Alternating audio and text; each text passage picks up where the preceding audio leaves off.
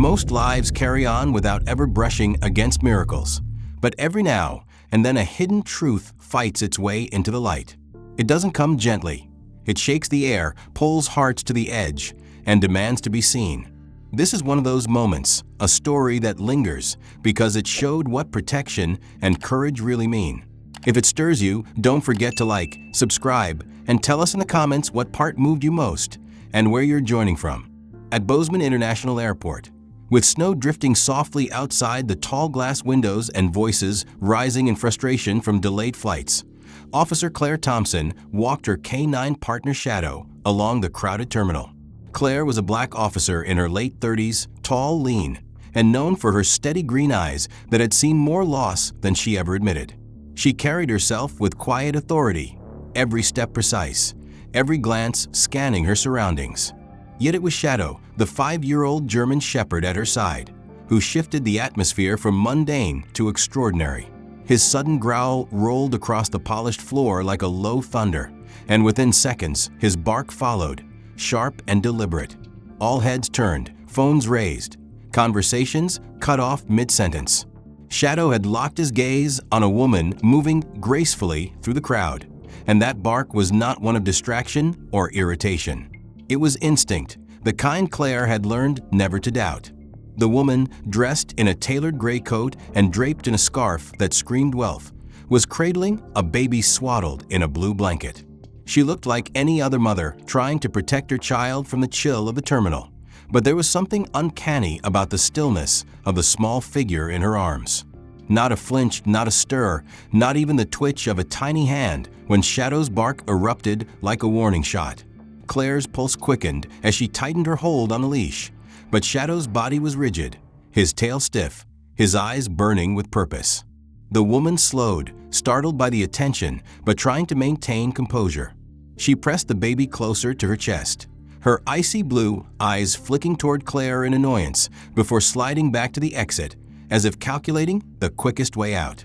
The crowd whispered, unsure if they were watching the start of a misunderstanding or a revelation that would soon make headlines. Claire stepped forward, her voice calm but carrying the weight of command. "Ma'am, may I speak with you for a moment?" she asked, trying to cut through the buzz of voices and the growing circle of gawking passengers. The woman nodded politely, her lips curving into a faint smile that seemed rehearsed. "Of course, officer. Is there a problem?" Her tone was smooth, controlled, but Claire noticed the way her fingers tightened around the baby's blanket, the knuckles widening just slightly. "I'm Officer Thompson, K-9 unit," Claire said, gesturing toward Shadow, who was still bristling. "My partner here is indicating some concern. May I ask where you're headed?" The woman hesitated just long enough to make Claire's instincts scream before answering. "Denver," she said evenly, "American Airlines." The answer dropped heavy between them. Claire had already been briefed that all flights to Denver had been canceled hours ago due to the storm. Her stomach clenched, though she kept her face neutral. "Strange," she replied smoothly. "American canceled their Denver flights 2 hours ago." The woman's ice blue eyes flickered for only a heartbeat, but Shadow responded with another bark, louder this time, so fierce that a baby across the terminal cried out while the one in her arms remained utterly still. That unnatural quietness gnawed at Claire, every maternal instinct and every ounce of training screaming something was wrong. The woman quickly corrected herself. "I must have misspoken. United Airlines. It's been a long morning." She smiled again, but this time it was thinner, shakier, almost desperate. Shadow's growl rumbled deep in his chest, his body angled forward like a shield ready to intercept. Claire's mind raced. Her niece had once gone missing, a story that left scars in her family even though the child was found alive days later. That memory haunted her, and it was what had driven her to transfer into the K-9 unit. She had sworn never again to look away, never again to ignore a sign of danger when a child was involved. And here, in the middle of a busy airport, her dog's instincts aligned with her own. This wasn't coincidence.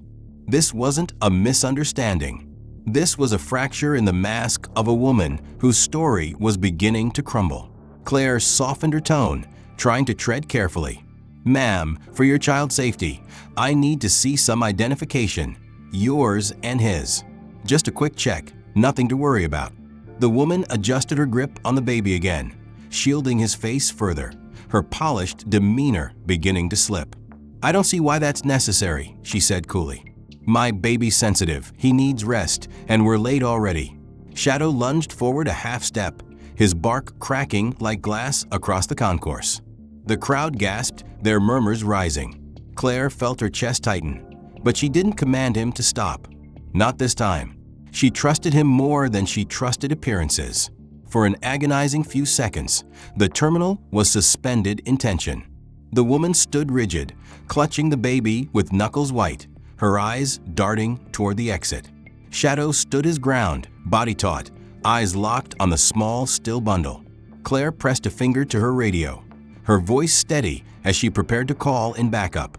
But before she could finish, her earpiece crackled with a dispatcher's urgent tone.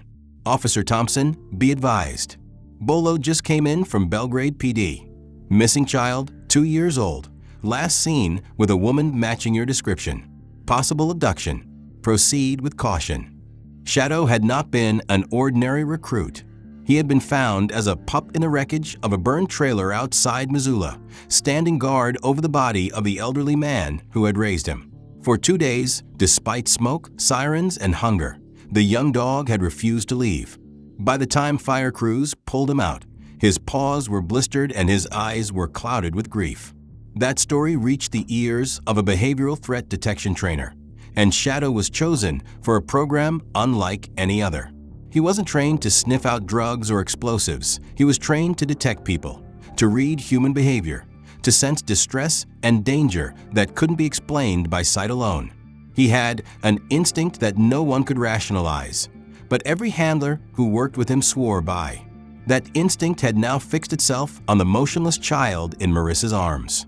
Claire remembered the day she was assigned to him, 2 broken beings finding each other. She had joined the K-9 unit not just for career progression, but because she needed something that understood loss. Years ago, her niece, 8 years old with braided pigtails and a laugh that could melt the hardest day, had vanished on her way home from school. For 3 days, Claire's family lived in torment, begging for news, praying into silence. When the girl was finally found alive, curled behind a dumpster, dehydrated but breathing, Claire's relief turned into resolve. She had sworn never to stand idle when a child's life could hinge on one overlooked sign. That oath pulsed in her blood now as Shadow's bark cut through the air again. Marissa flinched but didn't give in. You can't just accuse me because your dog is misbehaving, she snapped, though her voice trembled at the edges. Claire kept her tone calm, though her body was wound tight. He doesn't misbehave. He signals when something's wrong, and I've never known him to be wrong. Now, I need to see your identification, your boarding pass, right now. The woman hesitated, shifting her weight, eyes darting toward the crowd gathering with phones raised. She reached into her handbag with her free hand, and Shadow stepped forward, his bark exploding again, loud enough to rattle the windows. The baby didn't even twitch. A chill swept over Claire's skin. Stop right there, she commanded, her voice slicing through the noise. The woman froze, caught between fight and compliance. Claire took a small step closer, her heart pounding but her mind sharp. The dispatcher's words echoed in her ear. Missing child, 2 years old, possible abduction. The child in Marissa's arms fit the description too well. Before Claire could demand again, Shadow gave a sound she knew all too well, a mournful whine mixed with urgency. It was the same sound he had made once on a night patrol when they discovered a runaway boy hiding behind a dumpster, bruised and terrified. It was his way of telling her, this child is in danger now. Claire steadied herself, scanning the crowd for backup. Officer Daniels, a younger patrolman stationed at the next gate, was already weaving his way through the onlookers. He gave Claire a sharp nod, hand resting near his holster as he approached. Marissa's eyes widened slightly as she noticed him. Her voice faltered. This is ridiculous. He's my son. He's just tired, that's all. We had a long morning. Please, I just want to get to my flight. Claire held her ground. If he's your son, then you won't mind showing us proof. Identification. medical records, anything with his name on it. Marissa's grip on the baby tightened, and for the first time, her polished composure cracked. A flicker of panic crossed her face. Shadow pressed forward again, his muscles taut, his stance protective not of the woman, but of the child in her arms. Claire's stomach twisted tighter. She could see now that Marissa's story was unraveling. The crowd was no longer just curious. They were unsettled, their murmurs sharp with suspicion. Claire's radio crackled again, and the dispatcher's words pierced through the chaos. Update on Bolo. Child's name is Noah Collins. Missing since yesterday afternoon. Last confirmed sighting with an unidentified female matching description. Dark hair, tall, early 30s, traveling with child wrapped in blue blanket. Suspect possibly using false identification. The name hit Claire like a blow. Noah Collins. A real name, a real family, a real life hanging in the balance. She met Marissa's icy blue stare, and for the first time she saw fear, raw and unguarded, flashing there. What's his name? The tension inside the terminal had risen like a wave threatening to crash, and Officer Claire Thompson felt the weight of every pair of eyes on her as she stood firm. Shadow pressed at her side, his body stiff as stone, his growl like a hum of electricity waiting to snap. The woman calling herself Marissa Hale adjusted her grip on the baby, her expensive scarf slipping slightly to reveal a polished pearl button glinting under the harsh fluorescent lights, and Claire studied her carefully, noting every detail. The smoothness of her complexion, the carefully pinned bun of sleek dark hair, the manicured hands trembling only when she thought no one was looking. The crowd saw a poised traveler, but Claire saw cracks widening in the performance. Marissa's insistence on the name David still rang in Claire's ears, and the dispatcher's bolo naming the missing child as Noah Collins only reinforced what she already knew. This wasn't a mother shielding her baby from embarrassment. This was a woman clinging desperately to a stolen truth, her mask unraveling thread by thread. Claire stepped closer, her voice sharp but calm. "Ma'am, I'm going to need you to show me your boarding pass and identification now. No more delays." Marissa tilted her chin upward, her icy blue eyes flashing defiance, as if she still believed elegance could shield her from scrutiny.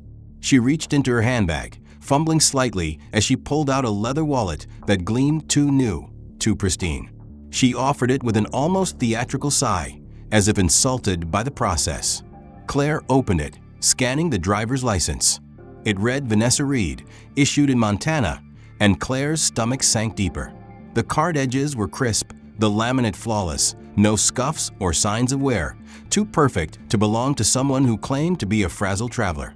Shadow barked again, the sound commanding silence from the crowd, and Claire could almost feel him saying what she already believed. This was a facade, a carefully crafted lie. She flipped the license back toward the woman. "Vanessa or Marissa? Which one is it?" The woman's lips parted, but no sound came, her throat working as if the truth itself was poison. Claire pressed forward, unwilling to let the pause pass. "Flights to Denver have been canceled, and the name on this license doesn't match the one you gave me. So let me ask again, who are you really? And why hasn't this child moved since we first saw you?" The crowd gasped at her words. Phones lifted higher, the tension now tinged with outrage. Passengers whispering that the officer was right. The baby wasn't moving, maybe something was wrong. Maybe this was more than an argument over flights. Marissa, Vanessa, whatever her name was, clutched the baby closer, her knuckles bone white, and her voice came out clipped, desperate. "He's just asleep. He's fine. You're scaring him." But the words rang hollow when the boy's tiny chest barely rose, his stillness like wax under the terminal lights. Claire's heart pounded, her training wrestling with the maternal instinct screaming inside her. She took a steadying breath, her eyes locked on the bundle in the woman's arms. "If he's fine, then you'll let me check his vitals. Just a pulse, nothing more."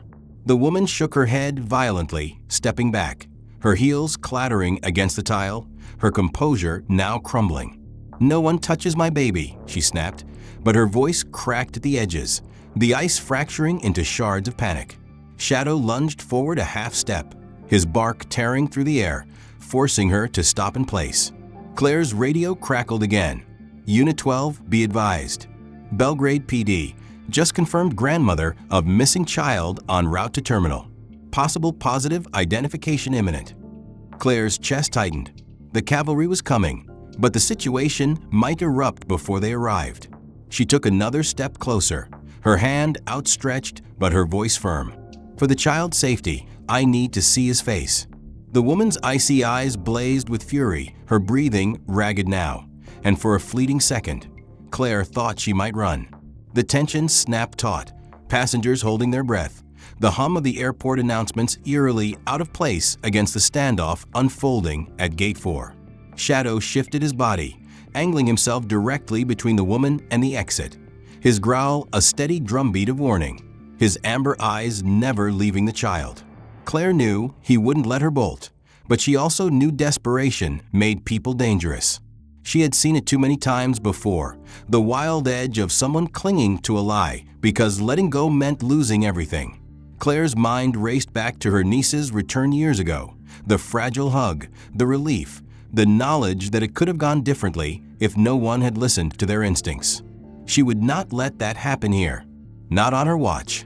Then the doors at the far end of the terminal opened, letting in a rush of cold air and a woman with gray curls tucked beneath a wool hat, cheeks flushed from the Montana winter. She stumbled inside, clutching a folder, her eyes scanning frantically until they landed on the baby. Her cry cut through the silence like a knife. "Noah," she sobbed, her voice breaking. "Oh my God, Noah." The crowd gasped, stepping aside, whispers turning into exclamations. The woman rushed forward, her hands trembling, papers spilling from her folder onto the floor, photographs, medical records, a birth certificate. She fell to her knees, staring at the baby in Marissa's arms. "That's my grandson," she choked, tears streaming down her face. "That's Noah. Please, please, let me hold him." The color drained from Marissa's face, her polished mask shattered, and she clutched the child even tighter, her voice rising in panic. "She's lying. She's crazy. This is my baby." But the grandmother's sobs drowned her out, her voice desperate, pleading. "He has a scar behind his ear," she cried, "from when the neighbor's dog bit him. Check behind his ear and you'll see. Please, that's him. That's my Noah." Claire's blood ran cold. A scar was something no stranger could fabricate. She locked eyes with the grandmother, her grief raw and unfiltered, and she knew instinctively that this was truth. Shadow barked again, sharp and loud, and the crowd gasped as one, their disbelief now transformed into outrage.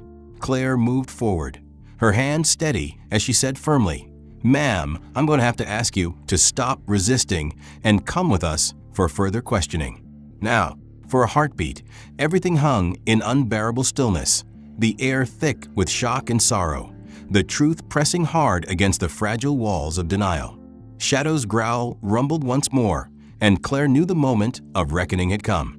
The terminal had erupted into chaos the moment the grandmother cried out Noah's name, and Claire's heart thundered against her ribs as she watched the elegant stranger clutch the child tighter, her eyes darting like a cornered animal searching for an escape that did not exist.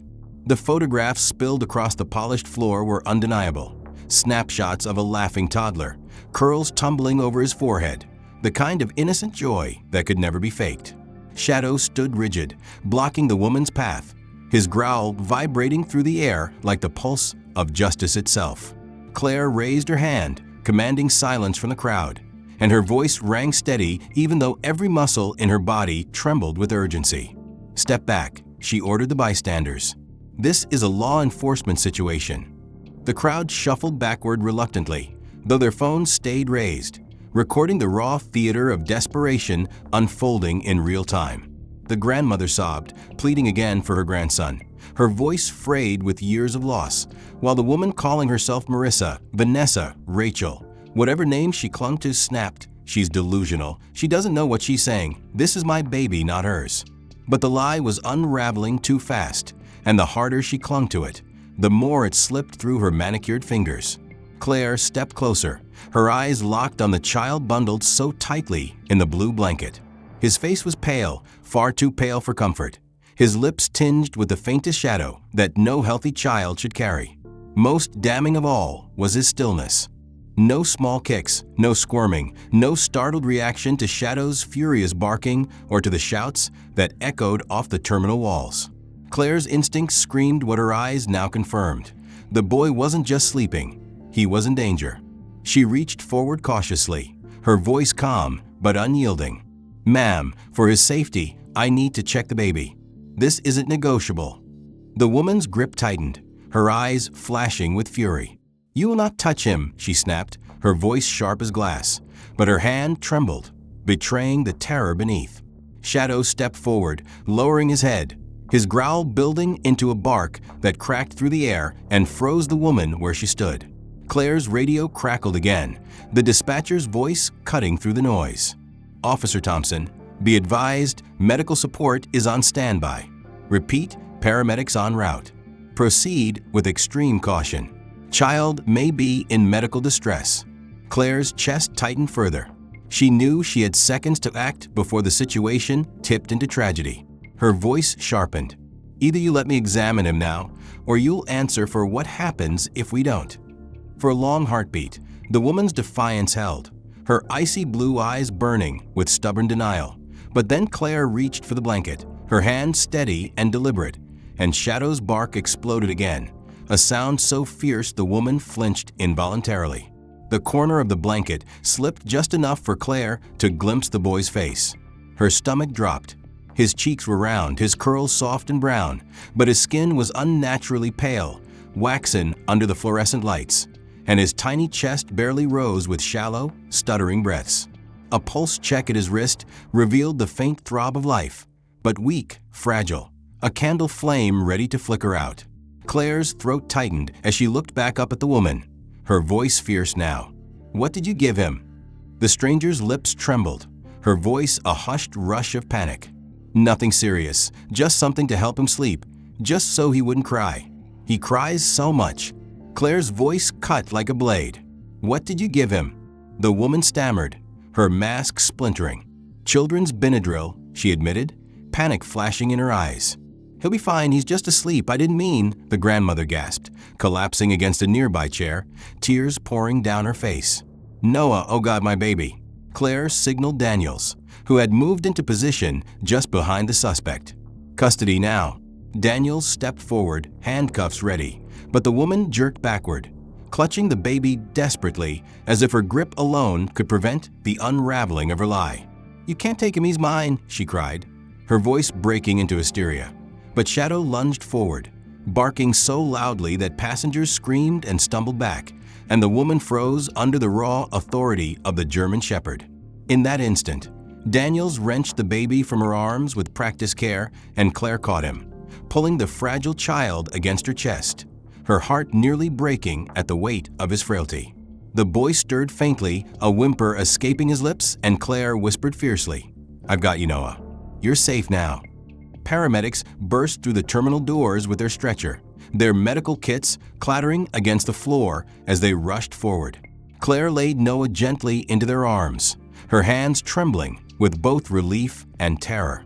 She heard the lead paramedic mutter under his breath, "Pulse weak, respiratory shallow, possible sedation overdose. Let's move." The grandmother stumbled forward, reaching out with desperate fingers as the paramedics secured her grandson. "Please, please, don't let him die," she sobbed, collapsing into Claire's side, her grief raw and unbearable. Claire placed a steady hand on the older woman's shoulder. "He's alive. They'll take care of him. He's going to make it." Behind her, Daniels tightened the cuffs around the suspect's wrists, her once pristine scarf now askew, her hair falling from its bun, her face pale and hollow as the weight of her unraveling life crushed her.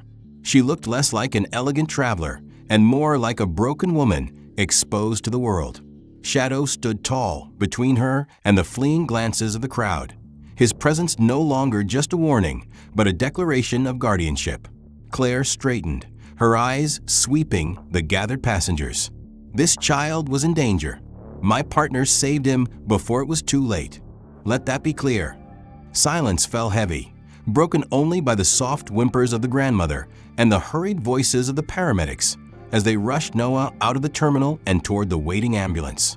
In that silence, Claire felt the full weight of what Shadow had seen before anyone else, what his instincts had screamed when logic alone would have dismissed the elegant woman as nothing more than another mother. But Shadow had known the truth, and because of him, Noah Collins still had a chance at life. The wail of the grandmother still echoed through the terminal as paramedics hurried Noah out the sliding doors toward the waiting ambulance, and Claire's heart beat hard in her chest, relief mixed with fury as she turned to face the woman now in handcuffs. The elegant facade was gone, strands of sleek black hair falling loose around her pale face, her scarf twisted awkwardly, her designer coat hanging open as if stripped of its dignity along with her lies. Daniels kept a firm grip on her arm, but her eyes were wild, darting from the retreating ambulance to the crowd that had borne witness to her unraveling. "He's mine!" she screamed again, her voice breaking into hysteria, but it no longer carried the weight of conviction, only the hollow echoes of delusion. The grandmother, Margaret Collins, collapsed into a chair, clutching the photographs she had brought, her hands shaking so violently that the papers crumpled under her grip. Her gray curls shook as sobs racked her body, her voice a litany of desperate prayers. "Please let him live. Please let my Noah live," she whispered, rocking back and forth. Claire crouched beside her, her own throat tight as she placed a steadying hand on the older woman's shoulder. "He's alive, ma'am," Claire said firmly. "The paramedics are taking care of him. He's stronger than he looks." Margaret's tear-streaked face lifted, eyes red and swollen, but filled with a desperate hope that made Claire's chest ache. "He has been through so much already," Margaret whispered. "First losing his mother, now this. I can't lose him too. He's all I have left." The raw grief in her words pierced through the noise of the terminal, and for a moment, silence rippled outward, even the bystanders lowering their phones as the reality of the situation struck them. Claire nodded, her jaw tight. "You won't lose him," she said quietly. "Not if I have anything to do with it. Not if Shadow has anything to do with it." At the sound of his name, Shadow pressed closer, his amber eyes locked on the suspect in Danielle's grip. His growl was low but steady, a constant warning, a reminder that justice was near. Margaret reached out with a trembling hand and touched the dog's fur, her fingers sinking into his thick coat. "You knew," she whispered, her voice breaking.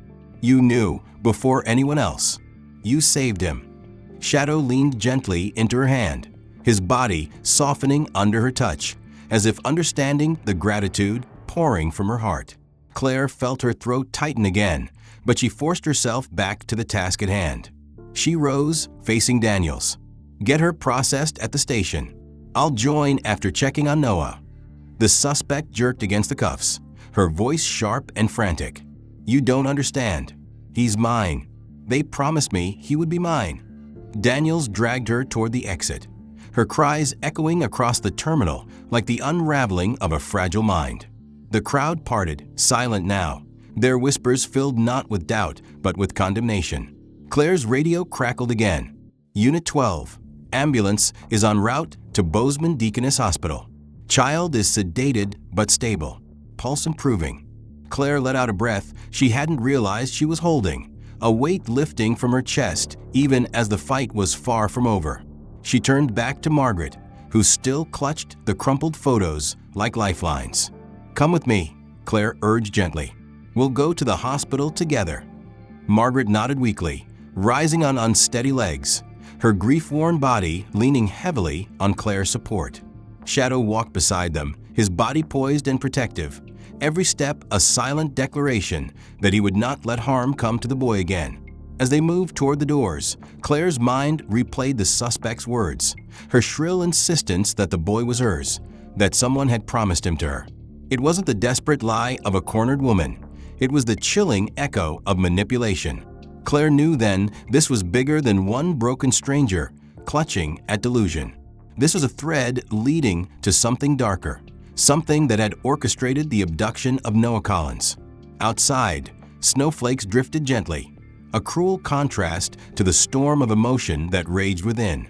The flashing lights of the ambulance faded into the distance, carrying the fragile child toward safety, while Margaret's sobs broke once more at the sight.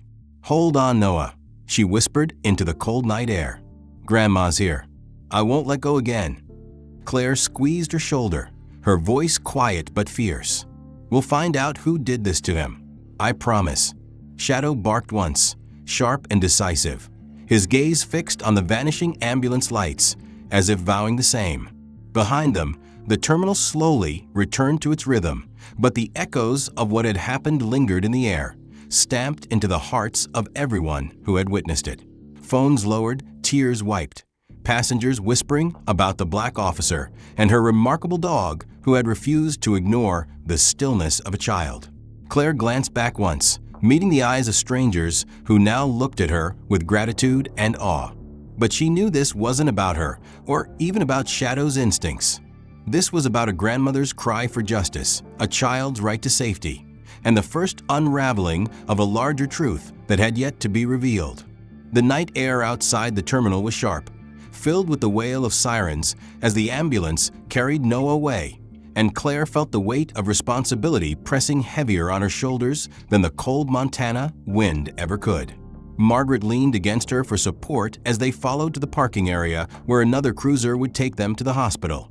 Her sobs quieter now, but still raw with the fear that her grandson's tiny flame of life might flicker out before dawn. Shadow walked beside them, his stride steady, but his gaze constantly shifting, ears pricked. His instincts still on high alert even though the immediate threat was restrained in Danielle's custody. Claire's mind replayed the last images of Noah's face, unnaturally pale, breath shallow, the faintest pulse under her fingers, and every part of her screamed that time was against them. She climbed into the back of the cruiser with Margaret, Shadow squeezing in beside her, his warm fur pressed against her leg as if anchoring her to the moment. Margaret clutched the crumpled photographs against her chest, whispering Noah's name over and over as if calling him back to her by sheer will. Claire wanted to believe it would be enough, but her training told her otherwise. She pressed her radio for an update. Dispatch confirmed Noah's status. A crackle, then the paramedic's calm but urgent voice. Child sedated, pulse stabilizing, oxygen saturation low but improving. Suspected Benadryl overdose with possible additional sedative. Preparing tox screen on arrival. Claire closed her eyes briefly, the words clawing at her. Additional sedative. That meant the woman had lied, had given him more than she admitted, and the danger was even greater than they had known. Margaret caught the change in Claire's expression. "Tell me," she begged, gripping Claire's sleeve with trembling fingers. "Don't spare me, officer. I need the truth."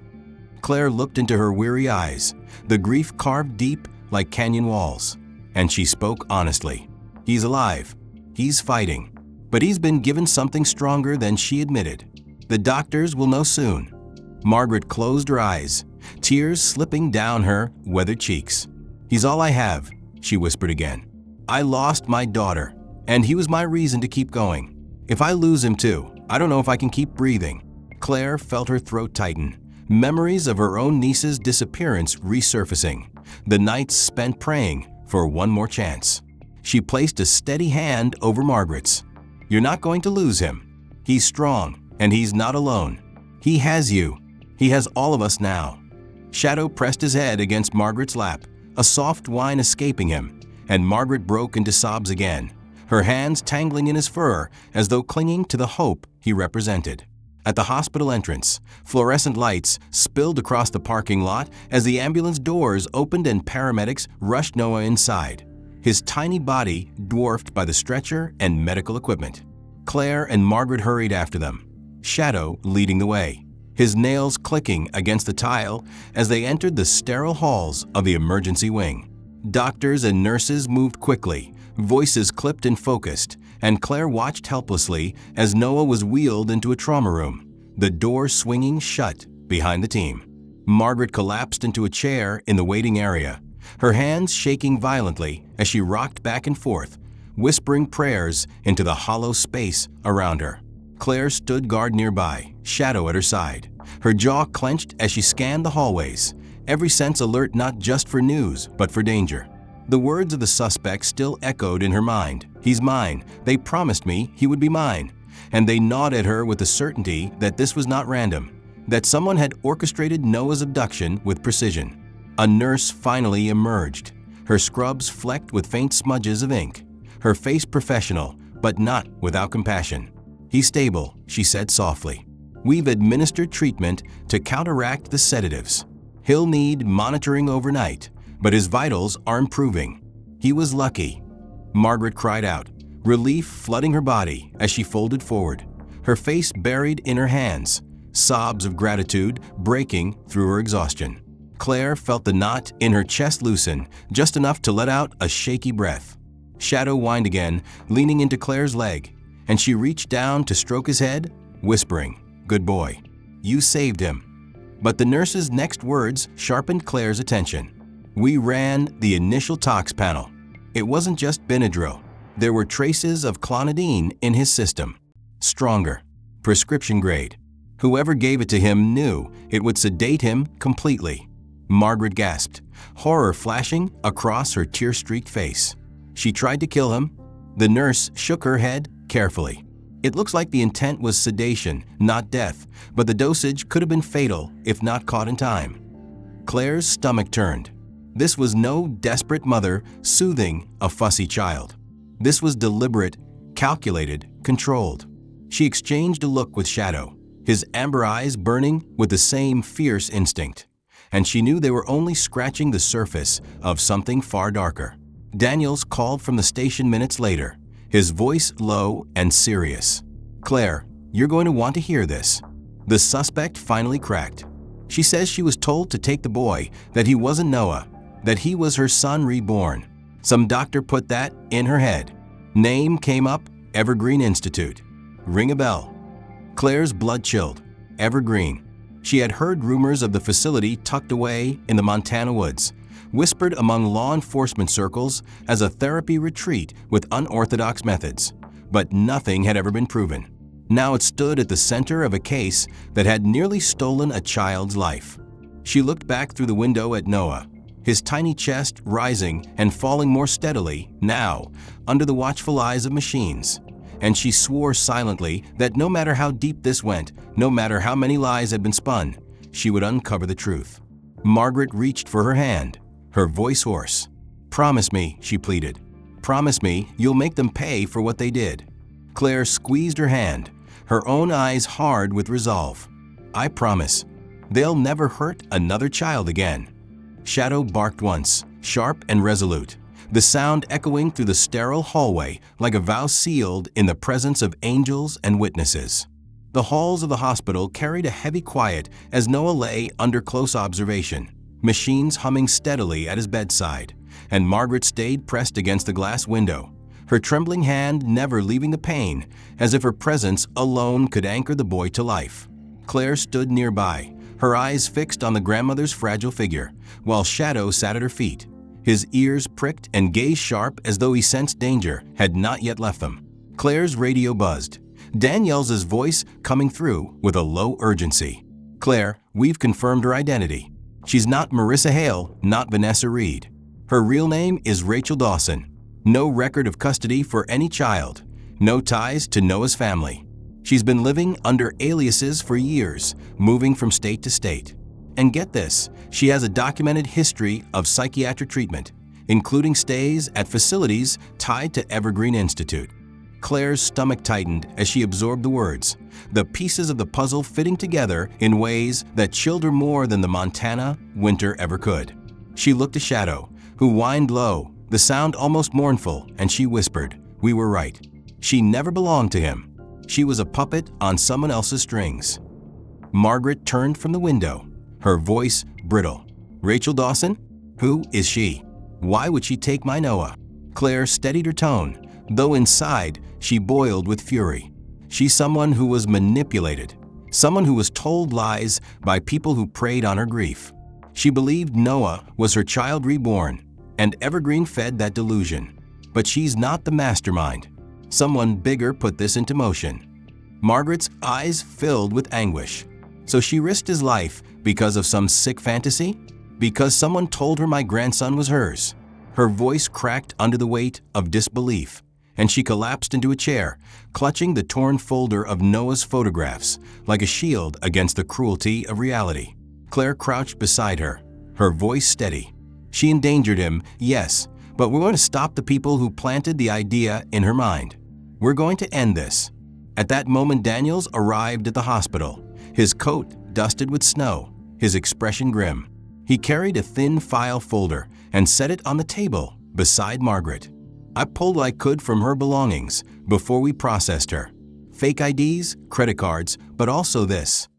He opened the folder to reveal a charter flight manifest, sparse and vague, but with one detail that set Claire's teeth on edge. The passenger listed was Rachel Dawson, destination obscured, but the operator listed was Evergreen Psychological Consultants. Danielle's jaw tightened. She was on a private flight 3 days ago. Guess who paid for it? Evergreen. Claire felt shadow press against her leg, as if pushing her forward into action. Margaret gasped, her voice trembling. That place. I've heard rumors. People in town whisper about mothers who go there and never come back the same. Daniels nodded. We've heard the same. They run under the guise of trauma therapy, but it's always been too secretive, too controlled. Now we've got proof they're tied to this abduction. Claire stood, her spine straight as steel, her eyes fixed on the window where Noah's tiny body lay surrounded by machines. Then Evergreen is where we go next. If they could convince Rachel to risk Noah's life, who knows how many others they've manipulated. This wasn't desperation, it was programming. Margaret lifted her face, her eyes filled with tears but burning with determination. You have to shut them down. For Noah, for every child they've stolen. Claire nodded firmly. We will. Shadow barked once, the sound echoing in the sterile hall like a vow.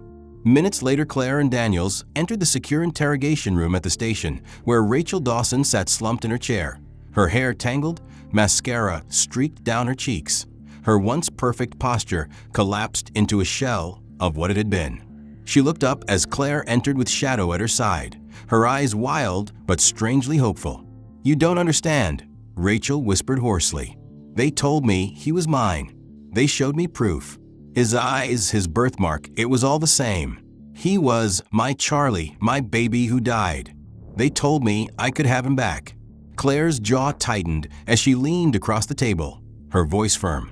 Who told you? Who promised you that? Rachel's lips quivered, her hands twisting together as if wringing out guilt. Dr. Hal Merrick, she finally whispered. At Evergreen, he said grief can be rewritten. He said souls can move into new bodies. And if I was brave enough, I could have my son again. Shadow growled low, his body stiff, his gaze locked on Rachel, and she flinched as though the sound cut deeper than any words. Danielle's eyes hardened. And you believed him enough to drug a stranger's child and take him from his family? Rachel's tears spilled, her voice breaking. I didn't want to hurt him. I just wanted him to be mine. I thought it was the only way to make the pain stop. Claire's heart twisted, torn between fury and pity. But she knew the true villain was not the shattered woman before her, but the man who had fed her delusion, who had built an entire institute on twisting grief into weapons. She rose, tugging Shadow's leash gently. You'll answer for what you did, Rachel. But the one who put this in your head, that's who we're going after. Rachel looked up, her eyes glassy. You'll never beat him, she whispered. He has others. More mothers like me. He tells them all the same story, that their children live again in other bodies. They'll do anything he says. Claire's blood ran cold, but her resolve only sharpened. She turned to Daniels. We need a warrant for Evergreen. Full records, surveillance, everything. Daniels nodded grimly, already in motion. As they stepped out of the room, Margaret was waiting in the hallway, her eyes searching Claire's face. What did she say? Claire placed a steady hand on the grandmother's shoulder. She admitted it. She was manipulated. And now we know who's behind it. Dr. Hal Merrick, Evergreen Institute. Margaret's face crumpled with both grief and relief. Then find him. And this. Claire looked down at Shadow, whose ears twitched as if hearing the command too. We will, she said, her voice firm. The name Evergreen Institute clung to Claire's mind like a toxin, every syllable dripping with menace as she left the interrogation room, where Rachel Dawson's voice still echoed in her ears.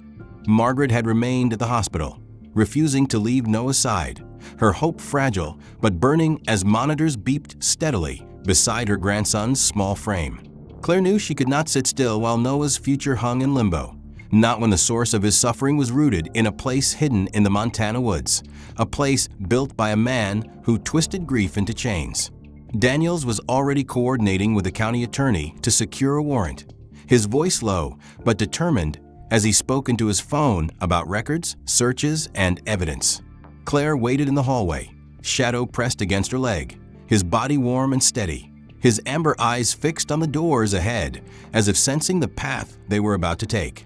"He knows," Claire whispered to herself, running her hand through his fur. "He always knows."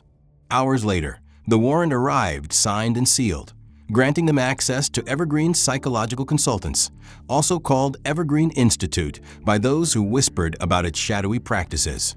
A small tactical team assembled in the pre-dawn chill, their breath visible in the icy air as snow clung to their boots. Claire and Daniel stood at the front, Shadow at Claire's side, his posture rigid, his gaze scanning the tree-line as though already anticipating what lay within. The drive into the forest was long and winding, the road narrowing with each mile until the trees closed in like watchful sentinels. At last the building appeared, a modern lodge-like structure of dark cedar and glass, deceptively serene against the backdrop of snow and pine.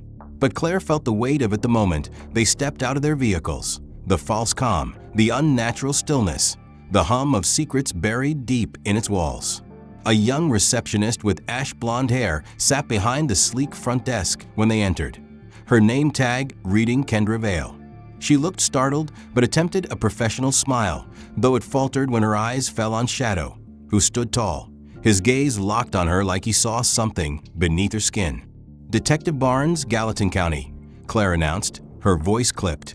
"We have a warrant. We'll need access to all patient records, specifically those tied to Rachel Dawson." Kendra's hands trembled as she reached for the phone, but Claire stepped closer, her voice steel. "Now, no calls, no warnings. Take us to the files." The woman hesitated, her eyes darting to Shadow, and then nodded quickly, leading them down a corridor lined with frosted glass doors bearing euphemistic labels like Restoration Suite and Healing Room. The sterile perfection of the hallway unsettled Claire, each door hiding whispers of manipulation disguised as therapy. Shadow's ears twitched as they passed a door marked Creative Regression Therapy, his nose lifting, his body stiffening. He gave a low huff, and Claire made a mental note. That room mattered. They reached Dr. Hal Merrick's office, a pristine space filled with dark wood furniture and carefully curated art. Kendra fumbled with a key and opened a locked cabinet, retrieving a folder tied with a silk ribbon. Claire took it, her stomach twisting as she flipped through intake forms, prescription logs, and notes scrawled in obsessive handwriting. Phrases jumped out at her like blades. Subject exhibits post-traumatic regression. Recommend guided delusion as therapeutic framework. Target object deceased child Charlie. Substitute object matched external child age 2. Her blood boiled as she realized Merrick's calculated cruelty. He identified vulnerable women, noted their trauma, and deliberately convinced them to see other children as reincarnations of the ones they had lost. Daniel swore under his breath, his fists clenching as he read over her shoulder. "This isn't therapy. This is brainwashing." Claire's eyes narrowed as she turned to Kendra. "Did you help with this?" The young woman shook her head violently, tears springing to her eyes. "He told me not to ask questions. He said it was just anxiety medication. I thought I was helping. Please, I didn't know." Shadow stepped forward, his body tense, his gaze locked on her face, and then, in an uncharacteristic gesture, he nudged her hand gently with his nose. Kendra froze, her breath catching, and then she crumpled, sobbing. "He made me give her injections. He said it was safe. He said it was for their healing." Claire's anger surged, but she softened her voice. "You're scared, but you can help us. Testify. Tell the truth. We can protect you." Kendra nodded shakily, clutching Shadow's fur as though it tethered her to courage. With Kendra secured as a witness, the team continued their search, moving deeper into the building. Shadow suddenly stopped near a bookshelf in Merrick's study, his ears pricking forward, his body tense. Claire watched as he sniffed along the base, then barked sharply once, his alert signal. Daniels moved quickly, pressing at the shelf until it clicked, sliding open to reveal a narrow staircase descending into darkness. The air grew colder as they moved down, flashlights cutting beams into the shadows. At the bottom lay a room that made Claire's blood run cold. It was staged like a nursery, cribs, toys, rocking chairs, all arranged too perfectly untouched, waiting like props in a play. The artificial serenity reeked of something twisted, a perverse stage set for stolen children who had never been there. Shadow growled, his body rigid, his eyes fixed on a steel locker against the far wall. The team pried it open, revealing rows of thumb drives, each meticulously labeled. They bagged the evidence and brought it back to the station, where Claire sat in front of a monitor, her jaw tight as she clicked through the files. One by one, the screen filled with videos, mothers sobbing under dim light, Merrick's soothing voice guiding them deeper into delusion. "Your child's soul has returned," he told them. "Don't deny it. You'll know them when you see them. You'll feel it." The manipulation was insidious, methodical, his words weaving grief into cages that enslaved their minds. Claire's hands clenched into fists as she watched Kendra in the background of one recording, preparing a syringe with trembling hands. Merrick's voice off camera instructed, 2 drops only. It will open her subconscious. Kendra's face crumpled as she saw herself on screen, whispering, "I didn't know. I swear I didn't know." Claire looked at her firmly. "You were manipulated too, but now you can help end this." Hours bled into morning as the team cataloged the evidence, each file a nail in the coffin of Merrick's empire of lies. Claire returned to the hospital at dawn, exhaustion tugging at her body, but resolve burning sharper than ever. Margaret sat by Noah's bedside, the boy stirring faintly now, his small fingers clutching the ear of his worn teddy bear. The sight tore at Claire's heart, the fragile innocence scarred by something so monstrous. Margaret looked up, her eyes hollow yet determined. "Did you find proof?" Claire nodded, her voice hard. "We found everything, and he will answer for it." Shadow pressed his head against Claire's leg, his eyes fixed on Noah with a gaze that carried both sorrow and promise. The cult of grief had been unveiled, its lies dragged into the light, but Claire knew the battle was far from over. Merrick was still out there, and until he was in custody, no child was safe. The hours that followed the raid at Evergreen Institute blurred into a haze of reports, evidence catalogs, and witness statements. But through it all, Claire's thoughts returned again and again to the boy lying in the hospital bed and the grandmother whose cries had carried the weight of generations of loss. The proof against Merrick and his institute was damning, the thumb drives and written notes enough to bring down an empire of lies. Yet Claire knew that justice was more than evidence in a courtroom. It was a child's heartbeat steadying again. It was a grandmother's arms wrapping around her grandson. It was laughter returning to a home that had been silenced by grief. When dawn broke, she returned to Bozeman Deaconess Hospital, exhaustion heavy in her bones, but determination sharper than ever. Shadow trotted at her side, his amber eyes alert even after the sleepless night, his instincts still humming with purpose. The pediatric wing was quiet, sunlight streaming through tall windows and painting golden rectangles across the linoleum floor. Nurses moved softly, their voices hushed, but the moment Claire stepped into the hallway outside room 312, she felt the air change. Margaret was standing there, her silver hair neatly pinned back, her hands clutching the one-eared teddy bear that had belonged to Noah since before he could talk. Her face was pale with exhaustion, but her eyes were lit with a fragile hope that trembled like glass. Claire approached slowly, her voice gentle. "How is he?" Margaret turned, tears already gathering. "They say he's stable, breathing stronger. They weaned him off the oxygen this morning, but he hasn't spoken. He hasn't looked at me, not really. It's like he's still lost somewhere." Claire nodded, her throat tightening. "Trauma does that. But he knows you're here. He'll find his way back."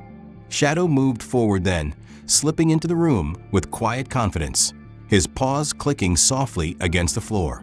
Claire and Margaret followed, and there was Noah, curled under a navy blanket patterned with white stars, his cheeks less pale now, his tiny fingers twitching faintly as if chasing dreams. A nurse adjusted his foreline and smiled faintly. "He's doing better than yesterday," she said softly. "Physically, he's out of danger. What he needs now is comfort."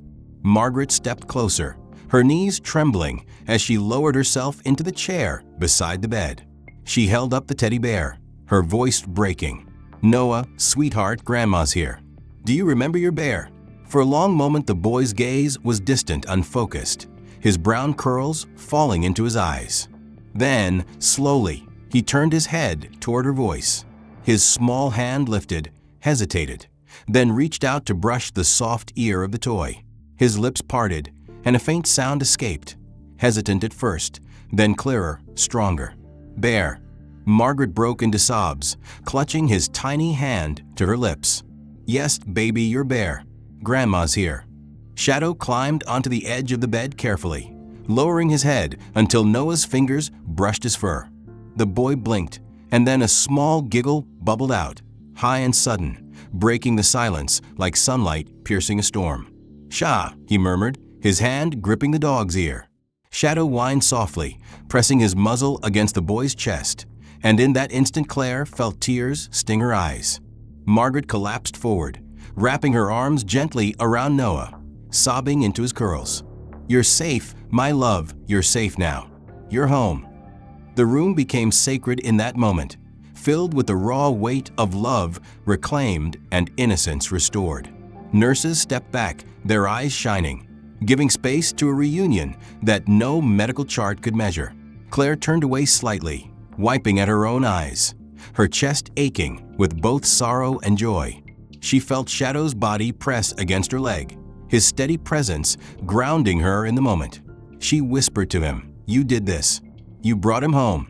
Later that day, doctors confirmed Noah's recovery was progressing. His vitals were strong, the sedatives leaving his system. Yet Claire knew the road ahead would not be simple. Trauma lingered, shadows stretched long. But for now, Noah's laughter had returned, and that was enough to mark the beginning of healing. Daniels arrived with updates from the station. "Merrick's in custody," he said, his voice grim. "Charges include unlawful sedation, conspiracy to abduct, and psychological manipulation. The evidence from Evergreen is overwhelming. This case is going federal." Margaret looked up from Noah's bedside, her eyes red but fierce. "Will he pay for what he did?" Daniels nodded. "He will. He's not walking free again." Claire watched Noah as he clung to both the teddy bear and Shadow's fur, his giggles now coming more easily, his eyes brighter each time they met his grandmother's. Justice in a courtroom mattered, but this was justice too. A child alive, a family pieced back together, a bond between boy and dog that no darkness could sever. As the day drew on, more visitors came, nurses bringing small toys, neighbors who had known Margaret offering prayers and casseroles. The hospital room filled with warmth, each voice weaving a net of community around Noah. Claire stood back, her heart heavy but full, knowing she was witnessing the kind of reunion that gave her job meaning beyond procedure and paperwork. Shadow lay on the floor beside the bed, his tail swishing whenever Noah's hand reached down to pat his head. Margaret sat close, humming softly, rocking the boy's small body against her. The sound of her lullaby carried through the hall, tender and cracked with emotion, a melody of survival. By evening, Noah was asleep again, his tiny hand gripping Shadow's collar, as if refusing to let go even in dreams. Margaret whispered to Claire, her eyes wet, "I thought I had lost everything. But tonight, for the first time in years, I feel like God answered me." Claire squeezed her hand. He did, through a dog who refused to look away. They sat in silence then, the hum of machines blending with the soft sound of Noah's breathing, the room bathed in golden light from the setting sun. For the first time since the nightmare began, there was peace. The sun dipped low over the snow-dusted hills of Bozeman, its golden light stretching long across the fields as though it too longed to witness the peace that had been so hard won. In the small town park tucked behind the library, children's laughter carried on the breeze, bright and unbroken, a sound that once had seemed impossible. Noah ran clumsily across the grass, his curls wild in the wind, his tiny legs pumping with the energy of a boy who had been given back the right to play freely. His grandmother, Margaret, sat on a worn wooden bench under a budding birch tree, her silver hair glinting in the evening light, her hands clutching the notebook where she had begun to write down names of volunteers for a project she called Ranger's Refuge, a sanctuary that would transform broken rescue dogs into healers for broken people. Beside her sat Claire, not in her uniform, but in a simple jacket and jeans. Her posture softened, the harsh lines of her duty eased by the sight before her. Shadow lay sprawled in the grass nearby, his amber eyes following every move Noah made, his ears twitching with each giggle, his body a constant anchor of vigilance. He had become more than a canine partner, more than a hero dog. He had become a guardian written into the very fabric of the boy's healing. Margaret turned to Claire, her voice trembling but strong. "Do you ever think about what might have happened if Shadow hadn't barked that day?" Claire exhaled, her gaze lingering on the boy chasing a ball across the field. "Every day. But then I remember, he always knew. Before any of us did, he knew." The air grew still around them, their silence filled not with dread but with gratitude. Claire thought back to the moment when the nursery hidden in Evergreen's basement had been uncovered, the cribs arranged like props, the files documenting years of manipulation. Justice had been served in court, Merrick condemned not just by evidence, but by the testimonies of the women he had broken. Rachel Dawson, fragile and fractured, had been remanded to psychiatric care, her life a cautionary tale of grief weaponized. But here, in this quiet park, justice took on another meaning. It was Noah's laughter piercing through the ghosts of silence. It was Margaret's trembling hands, now steady, as she wrote letters of hope. It was Shadow's body, scarred by his own past, lying content in the grass because he had found his purpose in saving another. Claire glanced at Margaret's notebook, reading the title scrawled in large, careful letters. Ranger's Refuge. "You're really doing this," Claire murmured. Margaret smiled faintly, her eyes shining. "I've seen what one dog can do. Now I want to give that gift to others. Not just strays, but survivors. Just like Shadow. Just like Noah."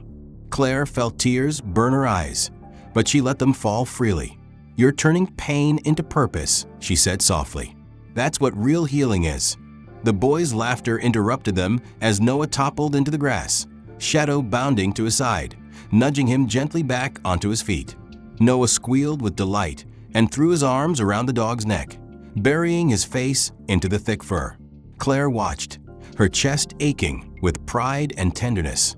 In that moment, it was clear. Shadow had not only saved a child, he had stitched back together a family, and in doing so, he had rewritten what destiny meant. Daniels arrived then, his hands in the pockets of his coat, his expression softer than usual. He nodded toward the field. "Looks like he's found his joy again." Margaret rose and wiped at her eyes. "Thanks to all of you, but mostly thanks to him."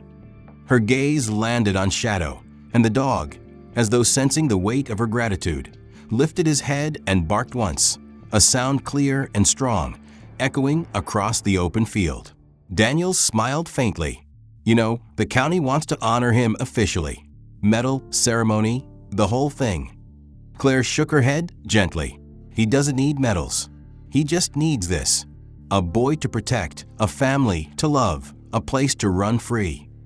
Margaret reached for Claire's hand, squeezing it firmly. "And you? What comes next for you?" Claire hesitated, looking out at the horizon where the sun kissed the mountains. "There's a task force forming, state level. Child endangerment, missing persons.